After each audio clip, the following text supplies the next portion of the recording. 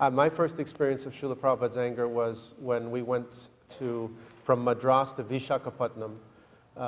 His godbrother, Bhaktivedanta Puri Maharaj, called on the telephone. I was upstairs.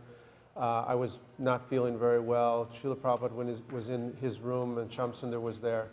And someone said, there's a phone call for Srila Prabhupada. And Shamsundar came out the door and said, who is it? Oh, it's Puri Maharaj from Vishakhapatnam. And all of a sudden, Srila Prabhupada ran down the stairs, got on the phone, and started speaking very loudly and joyfully in Bengali.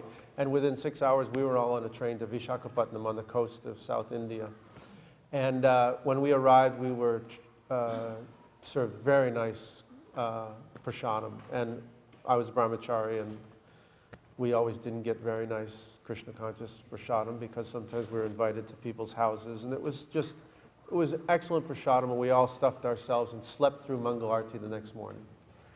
And we were staying in these little bhajan kutirs outside of the mat, and Prabhupada came out with his cane. He was opening the doors and yelling at the brahmacharis, get to Mangal Arati, why aren't you at Mangal Arati? So I thought I could make it just in time before Prabhupada got to my door, and I didn't. And the door opened, he opened it with his cane, and I paid my obeisances, Namam Vishnu Pradaya Krishna. He didn't care for my prayer. He said, if you cannot get up in the morning, then do not eat at night. And I said, it was the first time I ever experienced his chastisement.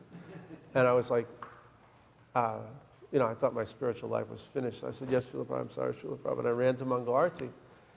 And so Srila Prabhupada what Srila Prabhupada did was use all of his emotions perfectly in the service of Krishna.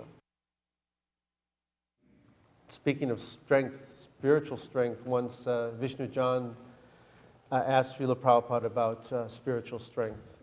He said, Srila Prabhupada, how do you measure spiritual strength? And Prabhupada said, with kartals. One day I was in his room in Calcutta, and one of his secretary brought in the mail, The disciples would write to him, and Prabhupada would respond. He would listen to the letter. He would tell the secretary, tell him this, this, and this, or tell her this, this, and this. Secretary would type it up, and then they'd bring it back. Srila Prabhupada would read it and then sign it. So one day there was a life member in Prabhupada's room in Calcutta, and I was there, and he brought in the letters to be signed, and Prabhupada looked and read, and then got his pen. A, C, Bhaktivedanta, not that big, but you know how Srila Prabhupada's signature was. And the life member there was going like this, with his eyes like this at the signature, and Prabhupada said, yes. My college professors once told me, royal signature. So everything that Srila Prabhupada did was royal. It was authoritative. It was totally dedicated with tremendous strength. Je anilo